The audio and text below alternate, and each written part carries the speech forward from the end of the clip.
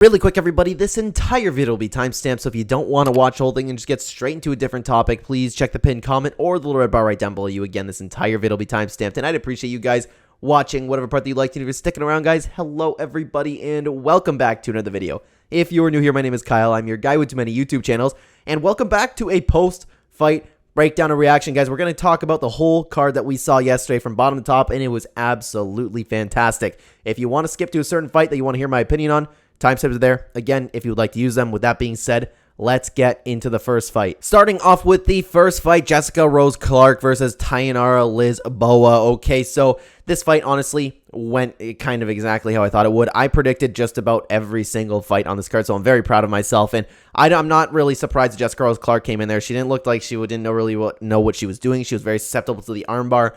Again, I can't believe it. If you would think that if you broke your arm, you would have a little bit better defense to that, especially against somebody who doesn't have experience on the ground.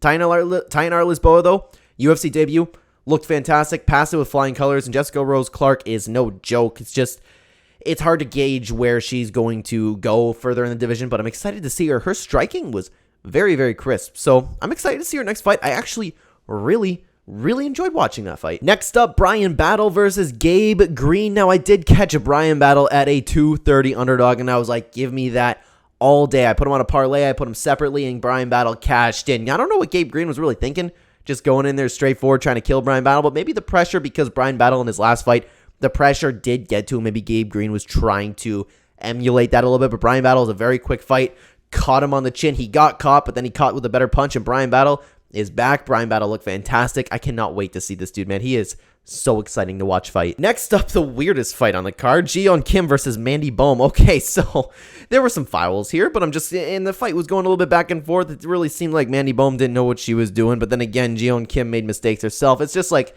I don't mean to be disrespectful, but it's a low-quality fight compared to any other fight on the card. Now, I have no idea what Yeon was saying, where she didn't mean to knee Mandy Bohm in the head, but she had both of her hands on the ground, got kneed in the head, and then the referee was like, that was accidental. I was like, that's not as accidental. Her head was there, and she kneed the head. There's no way in hell that was accidental.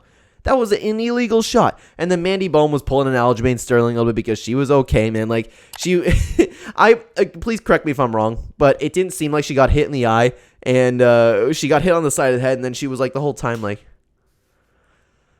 sitting there like this. Oh man, I'm like seeing two of you, but then she's like talking like I'm talking to you. She's talking perfectly fine to everybody, you know what I mean? So she was milking it a little bit, and I was surprised. Yeon should have gotten DQ'd, and I don't understand that decision. I've never seen it before. They went to the judges' scorecards. Like, thank God Mandy Bohm still won that. But that was such a weird thing to do. I have no idea why they didn't DQ it. I thought because it was unintentional, it was going to be a no contest. But still, glad she got DQ'd. Mandy Bohm, she was probably going to lose that fight. But you know what? That was a hard, illegal knee.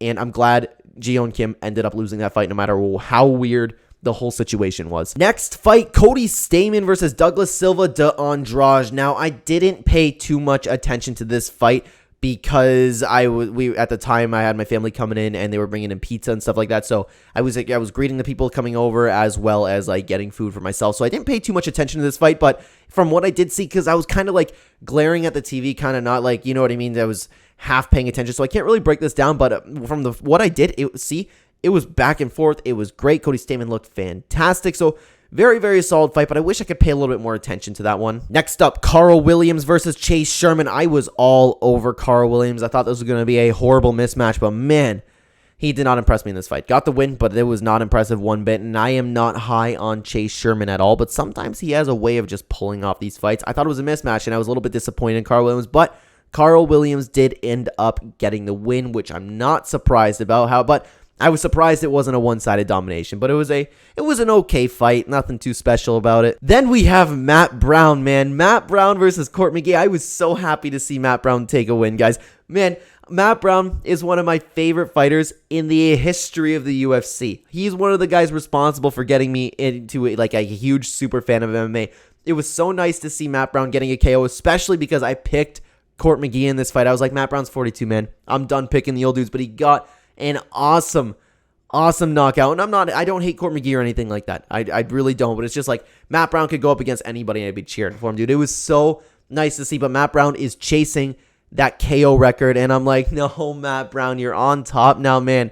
Just retire. You're looking slow, but he's going to come back, and I'm going to still cheer for him. It'd be cool to get that record over the Knockout King and then become the Knockout King himself. But Matt Brown, man, still got that power. They say power's the last thing to go, and Matt Brown is proving that to be true. Then we move on to my lock of the week, which was Alex Morono taking on Tim Means, but Tim Means first and then Alex Morono. So it's Tim Means versus Alex Morono. I was very, very hesitant in this fight because all week I was like, Alex Morono's a lock. There's no way he's going to lose to Tim Means. I like, and I broke the whole fight down, but like, long story short, I was saying I am as close to 100% as you could get to picking a fighter to win the fight, but I was very worried because Alex Morono didn't look good in the weigh-ins. And I was like, oh no. And I updated my YouTube comment on talking about, I made a whole video talking about the bets and the lock of the week and stuff like that. And then I was like, I am no longer confident in Alex Morono. Just disclaimer there, but he ended up getting it done and the fight went exactly how I thought it would go. I was just very worried about that weight cut. I like Alex Morono, man. Just a huge fan of that guy. Very, very underrated fighter. I would love to see him break into the top 15, get a fight there, get a little bit of a test. I would love to see that. Moving on to the next fight, we have Carlos Ulberg versus Ihor Potieria. Now, this one went exactly as expected. Ihor Potieria does have a way of surviving, eating shots, and knocking you out, so that was a little bit of a worry of mine. And it was actually funny because I was watching this fight with my family, and my dad was like, hey, these guys are both pretty good, you know, because it was going back and forth for the first minute. And then I was like, nah, I think Ulberg's good. I'm not too high on Ihor Potieria. And then Ihor Potieria actually got finished like right after I said that. So that was a really funny moment. I'm going to remember that forever, unfortunately, when I think about Ihor Potieria. But still, man, Carlos Ulberg looked great. I believe it's a 4-fight KO streak now, but like, dude, looks like he's going to be a problem. I cannot wait to see where he goes. Then we have Daniel Rodriguez versus Ian Garry. And guys, there's people were talking about this back and forth all week. And if you'll have to take my word for it unless you really want to go back and look at my videos. But I have been saying all week, this is a mismatch. Ian Garry is going to beat D-Rod. I don't like D-Rod's age. I don't like how he's a little bit... He seems like he's a little bit one-dimensional in the feet, and I think Ian Garry will just have the tools to just destroy him. Ian Garry will continue his win streak, and Ian Garry passed that test with flying colors, as expected. Made some nice money on this fight. I wasn't really cheering for one or the other, but Ian Garry, man, I just expect him to win. Very, very confident in that fight, so I am not surprised one little bit. Now, Ian Garry is going to move into the top of the division, so I'm interested to see. I'm not completely sold on him yet.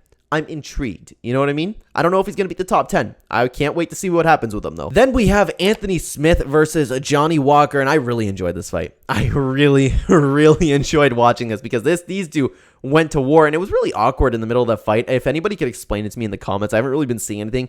Anthony Smith started talking to Johnny Walker at some point. He was like, you're fighting with my family. You're messing with my family. And so I'm kind of thinking it on the side of, you know what, does that mean like you're trying to chase the paycheck I'm trying to support my family with? That's the only way I could really take into account. But man, I think it's time for Anthony Smith to hang up the gloves, dude. He has way too many miles on him. He looked a little bit doughy in there, not nearly as in shape as he usually is, coming off of injuries, man. He's getting older at this point. And Johnny Walker himself isn't like the top of the division at all. So if Anthony Smith looked horrible, he looks slow in there. Neither of these guys are going to be the top 5, in my opinion. Maybe Jan Blachowicz, just because Jan is getting so old now. But I think they get stomped by Jamal Hill. I think they get stopped by Yuri, Magomed Ankalaev. You know what I mean? I don't think that they have a chance, either of them. Well, I guess you could give Johnny Walker a chance because he always has that ridiculous KO power potential. But it was a very slow fight, and honestly, I'm not really impressed with either of them. Johnny Walker's chin actually held up, which is surprising. He ate some really decent shots. There was a couple times where I thought he was going to knock out Anthony Smith, but man, I don't know. It was a really fun fight, a really interesting fight. I enjoyed it, but both guys were a little bit underwhelming in my opinion. Does that make sense? I still enjoyed it, but at the same time, I expected them to go to war a little bit more, but it was a very hard pace, to be honest with you. Anthony Smith's legs, he can no longer stand on them. It was a good fight. Kind of went, I expected to be back and forth. Johnny Walker ended up taking over. Again, both guys were fading. Regardless, I believe Anthony Smith at this point should hang up the gloves, but Johnny Walker, it's tough because he's going to get a top 5 fight now. I can't see him winning, but you know what? Maybe he'll prove me wrong. And this brings us into the main event, Jairzinho Rozenstruik versus Jailton Almeida. This fight, again, went as expected. Jailton Almeida took him down, did what he usually did, got the ground and pound, took his time, transitioned, got him out, pounded him out, and then got a rear naked choke. Kind of how most of us expected it to go, but I was staying far away from betting on this fight. I actually placed a bet for this fight to not go the distance because you can never count out Biggie Boy's power. I thought everybody was crazy for saying, like, you know, if you're completely counting out Biggie Boy, I think you're nuts. I'm staying far away from that tag because a lot of people were betting on Jailton Almeida, but Of course, when you're looking at the matchup on paper, Almeida did exactly what you would expect him to. My whole point with that was, don't count him out. He can always land that shot. Alistair Overeem fight, prime example. But I don't have too much else to add about that. But Jailton Almeida passed the test that he needed to pass, and I think he's going to be a huge problem in the division. Honestly, the dude looked absolutely fantastic. And with that being said, that is the entire card that we broke down. Guys, it was a really, really good card from top to bottom. And it's not going to stack up to next week, because next week is a little bit of a slacker card, but still has some really interesting fights on it. Stay tuned today, because we are going to come out with a full card breakdown and prediction video, guys. Thank you so much for watching this. For now, though, if you want to check out the videos on screen right now, you'll have more videos from Clenbat channel. Thanks for watching, guys. Check him out. I might see you there. Take care.